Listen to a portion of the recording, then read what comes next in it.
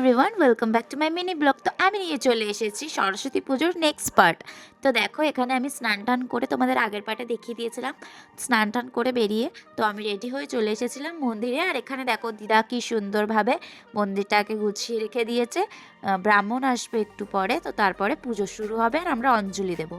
তো তারপর আমরা বসে গেছিলাম, ব্রাহ্মণ চলে এসেছিলো, পুজো দিচ্ছিল। আর আমরা বসেছিলাম কখন পুজোটা শেষ করে আমাদের অঞ্জলি দেওয়া হবে। তো তার জন্য আমরা বসেছিলাম। দেখো, তারপরে আমাদের অঞ্জলি স্টার্ট হয়ে গেছিলো।